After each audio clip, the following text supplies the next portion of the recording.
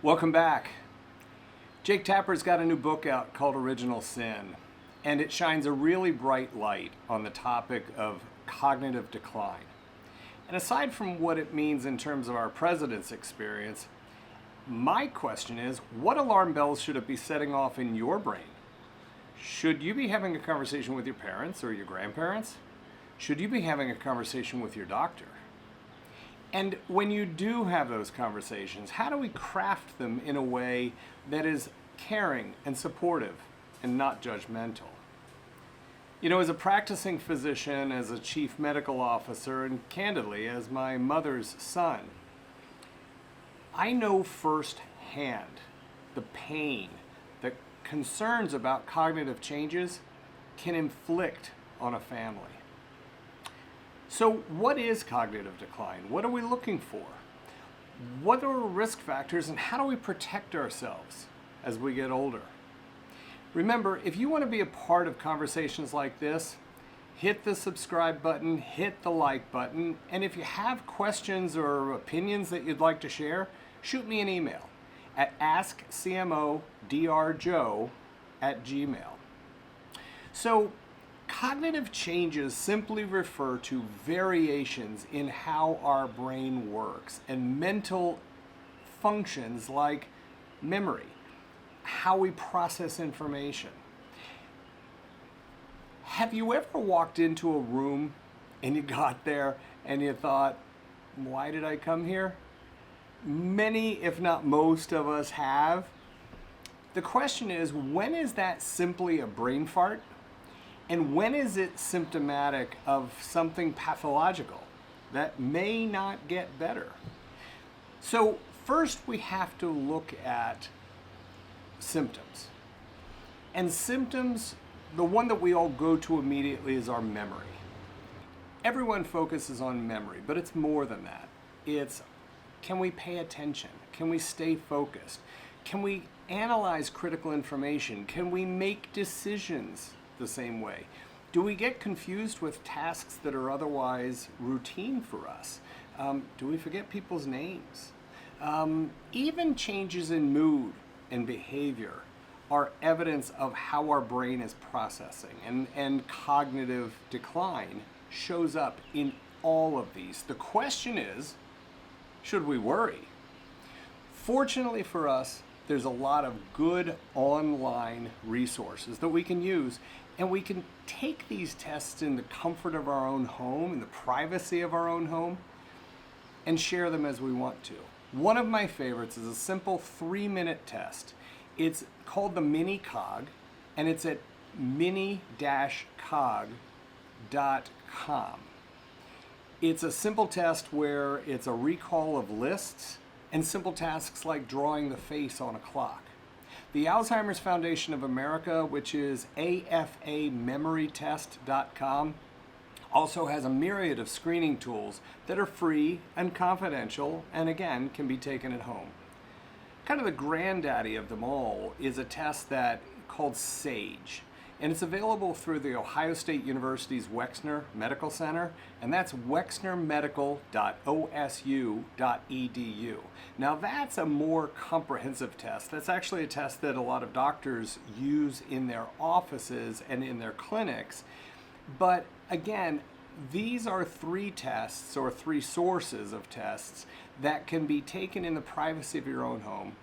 You can download the tests, you can download the results, and then you can share the information from those tests with your family, with your friends, and with a doctor if you wish. So we tend to think of problems like this as an old person's problem. We're seeing a concerning uptick in the diagnosis of cognitive decline in younger patients in their 50s and even in their 40s. So yes, this is more typically a problem in the aging population, but it's one that we need to be aware of now as well. And so we think about Alzheimer's disease, we think about neurodegenerative diseases like Parkinson's. Those are related with age-related decline, But there's also a lot of things that can also impact, benign factors that can disrupt our brain function. Stress, absolutely. Sedentary lifestyle, poor diet, poor sleep, all of these contribute. So what can we do about it?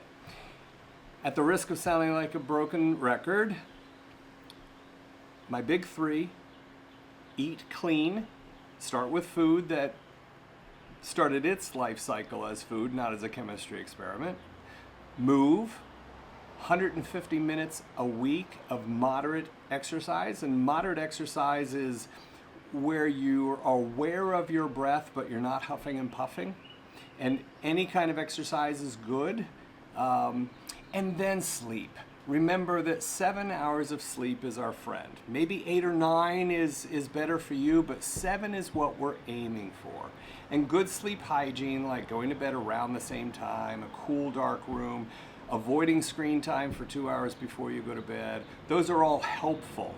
There's a couple other factors that I want you to be aware of, particularly if you're not old like me. Number one is stress. Chronic stress is absolutely toxic. And best if we can eliminate the source of the stress. If we can't do that, let's mitigate it. Can we be practicing mindfulness? Can we be practicing meditation? Is yoga something that you ought to be practicing? Can you at least take 5 or 10 minutes and close your eyes and go to a happy place? Because even that can break acute stress.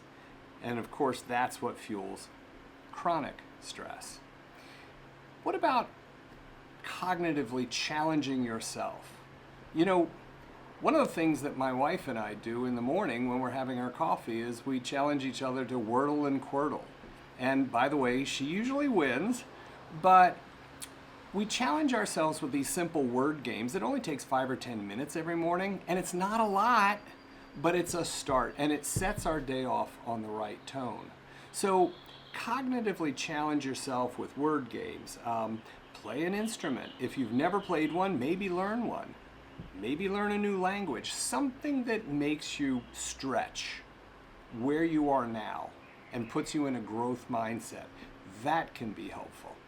And last, we can't underestimate the value of social connection. Now, you're on a screen right now, and screen time has really made this a premium time. But you know, trying to connect with people, trying to connect with the family and the friends that bring us joy can be enormously helpful to maintaining a healthy cognitive function, especially as we get older. We don't want to be isolated. We need to be connected. The last thing I want to mention is this. Jake Tapper talks about it a little bit in the book, but doesn't really point a finger. But the bottom line is that there is a stigma associated with even discussing cognitive changes. And I will tell you, as difficult as it is to have those conversations, is it more cruel to stay silent? I'm telling you, the loving, caring thing to do is if you see something, say something. Now, at best, these conversations are difficult. The good news is there's a couple of organizations that have put out resources online that can help us craft these crucial conversations. Let me give you a few. Number one is the Alzheimer's Association, which is alz.org. Another is the government website, alzheimers.gov, also very helpful. And then a small independent site that I like is called Us Against Alzheimer's. And the website there is mybrainguide.org. And the cool thing is that there's information not just for patients, but for caregivers too.